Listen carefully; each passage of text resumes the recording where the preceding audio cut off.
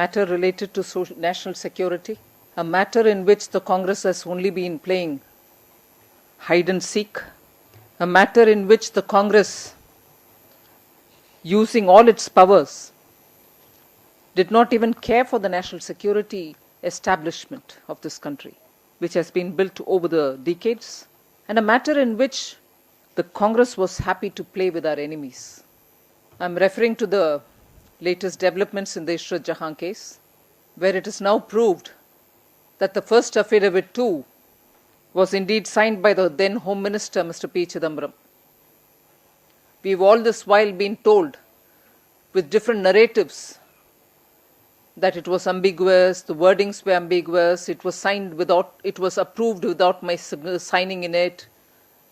Whether there was my signature or not, it just went. We've heard all kinds of versions.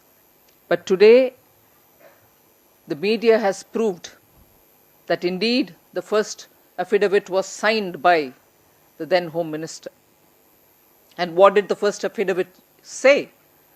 The first affidavit admitted, based on all the intelligence input which has been received, that indeed Ishrat Jahan was an LET operative and that there was a terror plot to eliminate the then Chief Minister of Gujarat, Shri Narendra Modi. So that was the first affidavit. The sum and substance of all that was said in the first affidavit was this. There were just two critical points for our concern.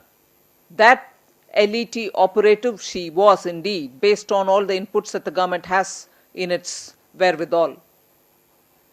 And that there was a terror plot to eliminate the then Chief Minister of Gujarat. The second affidavit removes carefully all these submissions, the LET operative bit, the terror plot bit, and later we have been told that there was no need for the government to sit on judgment, this matter will be decided in the court.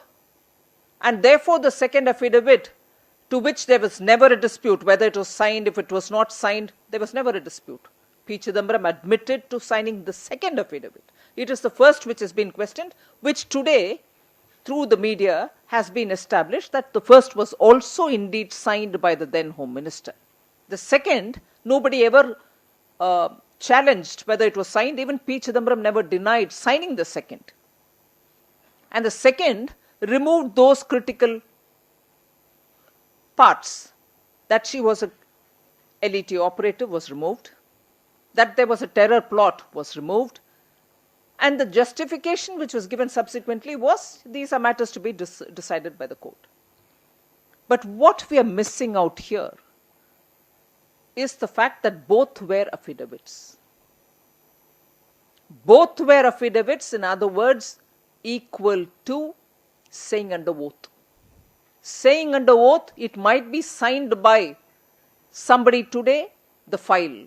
The affidavit may be signed by somebody today, some other affidavit could be signed by somebody else tomorrow, but the file have been cleared by the concerned minister, the Home Minister then. Affidavit 1 cleared by the Home Minister, Affidavit 2 cleared by the Home Minister. And both affidavits obviously can't be true. Either you're misleading the court by hiding some of the facts which are already available to you,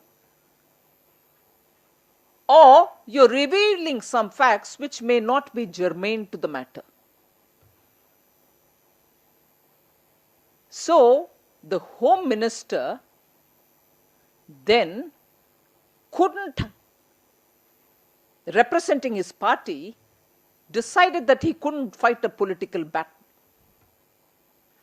He couldn't face, his party couldn't face a leader who was the Chief Minister of the state Gujarat.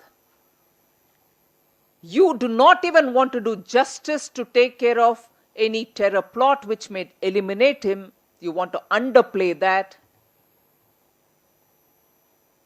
And later, now the Congress party spends its energies to divert the whole issue to say, oh, well, it was a fake encounter or a genuine encounter. That's subsequent. You have misled this country by filing two different affidavits on the same matter. And by eliminating all that you said in the first affidavit, so that it doesn't become a part of your second affidavit, in other words, under oath, went to the court to say two totally different things. You're misleading the court, you're misleading the people of India, you're clearly admitting that you cannot take this fight politically, so eliminate or allow to eliminate or encourage elimination of that leader who you're mortified to fight politically.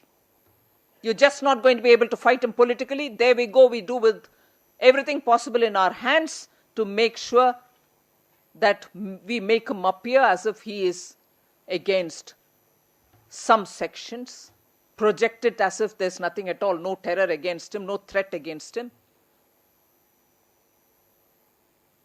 And this is the Home Minister of the country. And going by all this, the leader of the Congress party, the vice president of the Congress party, all went about the town saying, oh my God, look at this. A young girl has been questioned. You knew she was an operative. You create a charade that Gujarat does something as though which was not in line with the intelligence information which was shared.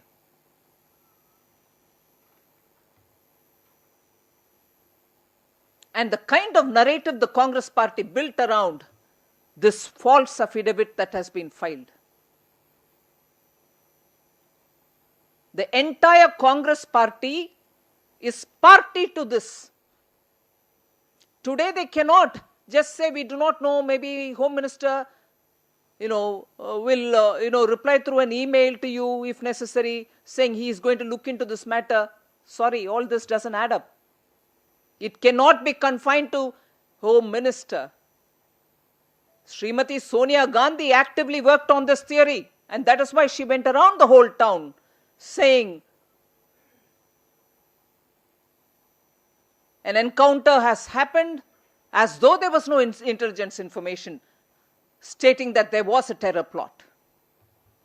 The Home Minister worked together with the Congress party in this, and therefore today they cannot just isolate it to the then Home Minister and say he will answer it. The entire Congress party tried to benefit out of this because they couldn't politically handle this.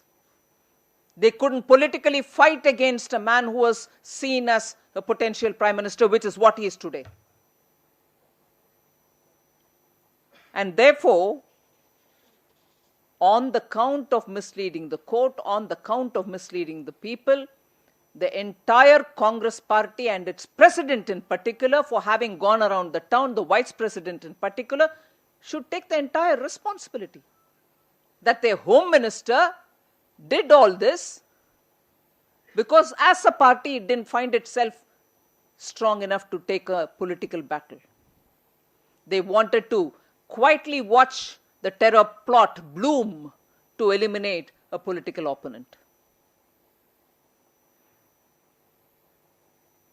And together with this, the fallout, a very serious fallout, is the way in which this country's intelligence and counterintelligence network have been weakened. What worries me is these are the people who had the mandate to rule this country. They have weakened the entire security framework, the apparatus, and as a result, raised very serious question in our mind as to what contribution have they done to this country's governance. Haven't they weakened systems which have been built over the years? What gives them the authority to play one against the other, IB against CBI, CBI against IB, and undermine all the institutions? The disclosures of the then Home Secretary, the disclosures subsequently of various different people who were implicated falsely, officers who have been charged, who have then retired, have all now been vindicated. That it was entirely the Home Minister, the Congress President, who have worked together in this matter. the Congress party's president has everything to answer. It is not Mr. P Chidambaram anymore. It is P Chidambaram who worked as a tool to help the Congress party in very clearly taking a fight which was not up to them, in undermining security apparatus of this country. It's a frightening thought that these are the people to whom the public had given the mandate to rule this country. They have undermined the institutions of this country, particularly those which are security related, and played to the happiness of our enemies. Khalid was, when Umar Khalid was actually, he was not arrested. Kanhaiya was arrested, Umar was not arrested. At that time, who is this person? Ashok Pandit or someone who is supposed to be in the CBFC. He's supposed to be holding a very responsible post.